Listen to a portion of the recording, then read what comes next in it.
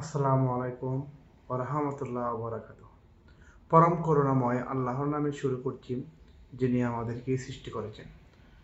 Voice of Abdullah official channel থেকে আব্দুল্লাহ বলতেছি। পৃথিবীর যে যেখান থেকে আমার চ্যানেলে যুক্ত হয়েছেন সবাইকে স্বাগত। 2025 সালে এবং 2024 সালে, বিগত সালে আপনারা যারা সৌদি আরবে এসেছেন এবং 2025 সালে যারা সৌদি আরবে আসবেন, আপনারা সৌদি আরবে আসার পরে যে বিষয়টি লক্ষ্য করা গিয়েছে যে আমি 3 মাস হয়েছে আমার ইকামা হচ্ছে না, আমার কোম্পানি আমাকে বিভিন্ন জায়গায় কাজের ট্রান্সফার করে দিচ্ছে এবং বিভিন্ন ধরনের প্রতিক্রিয়া শ্রমিকদের সাথে দেখা দিয়েছে। এটি কিন্তু বর্তমানে চলতেছে এবং কি 3 মাসের মধ্যে তার পাসপোর্টের ম্যাচ যে একটি ভিসা লাগে 3 মাসের, সেই ভিসা 3 মাস সময় পার হয়ে যাচ্ছে, তার ইকামা হচ্ছে না এবং কোম্পানিতে যাওয়ার পরে তাকে এক কাজ থেকে আরেক কাজ থেকে অন্য কাজে ট্রান্সফার করে দিচ্ছি। মানে তাকে এই 3 মাসের মধ্যে অনেক কিছু চেঞ্জ আসছে এই শ্রমিকদের সাথে এবং এই শ্রমিকরা একটি হয়রানির মধ্যে থাকে। এক হচ্ছে বাংলাদেশে ঋণগ্রস্ত হয়ে সৌদি আরবে যখন আসে তখন তারা দিশেহারা অবস্থায় থাকে। সার্বিক পরিস্থিতি এতটুকুই ভয়ানক থাকে যা বলা বাহুল্য। আমি যেটি শুনেছি এবং যেটি বুঝতে পেরেছি যে কোম্পানি যদি লাল এবং হলুদ এবং সবুজ এই তিনটির মধ্যে যদি কোম্পানি একটি সিগন্যাল, অনলাইন ভেরিফিকেশান এবং সৌদি আরবের যে কোম্পানি সমূহ এবং গভর্নমেন্ট থেকে যে ধরনের এই 3 সিগন্যালের মধ্যে যে কোনো একটি সিগন্যাল যদি কোম্পানির আবির্ভাব হয় কিংবা উপস্থিতি ঘটে, তাহলে এই শ্রমিকদের অনেক বিভ্রান্তি ঘটে। আমি প্রথমেই বলবো যে হলুদ যে কালারের যে কোম্পানির যে পরিবেশ, সেটি কিন্তু খুবই কঠিন পর্যায়ে।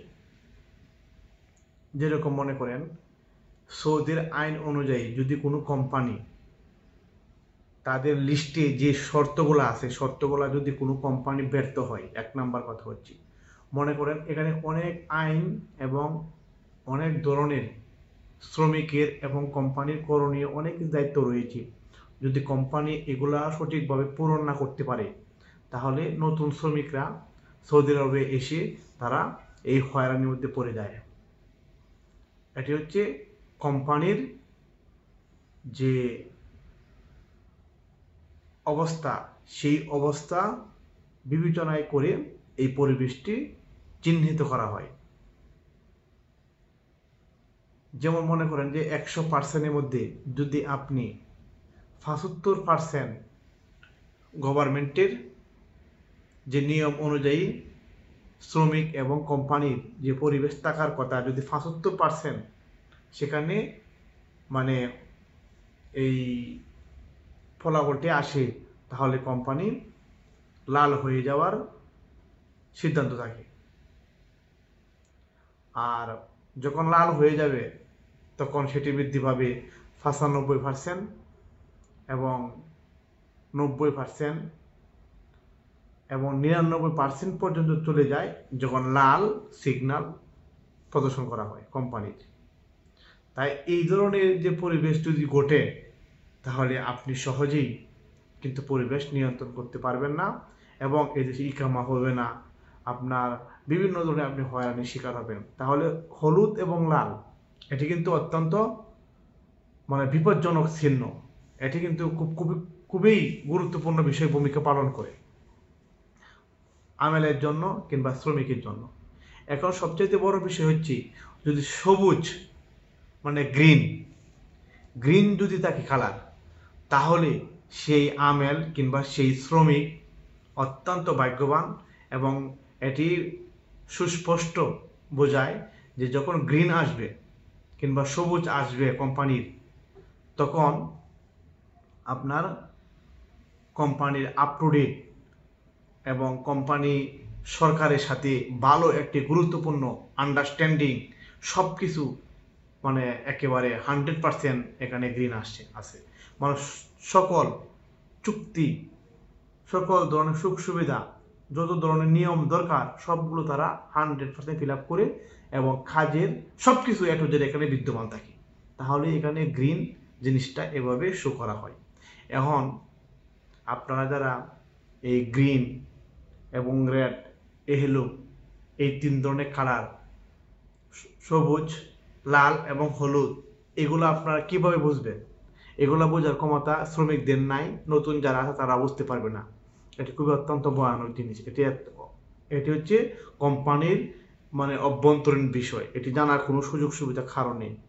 একটি বিষয় আছে যে কোম্পানি কেমন পুরাতন না নতুন কোম্পানি, আপনারা এই কোম্পানি যাচাই বাছাই করে আপনারা দিক নির্দেশনা নিয়ে তারপরে এইগুলাতে আপনারা পা দিবেন। যদি আপনারা না জেনে না বুঝে যদি ভিসা লাগিয়ে সৌদি আরবে আসলেই যে আপনি ইকামা পাবেন, পাসপোর্ট ভ্যালিডেশন করতে পারবেন, কাজ পাবেন, আপশের, তাওয়াক্কালনা, সিয়াতি, এগুলো যে করতে পারবেন, এগুলা করা খুবই কঠিন হয়ে যে পড়বে, আপনি অনেক বিপদে পড়ে যাবেন। তাই কোম্পানিতে আসার আগে অবশ্যই আপনারা নিশ্চিত হবেন যে এই কোম্পানির ব্যাকগ্রাউন্ডটি কীরকম, 100% ওকে নাকি 100% ফেক এবং ফ্রড।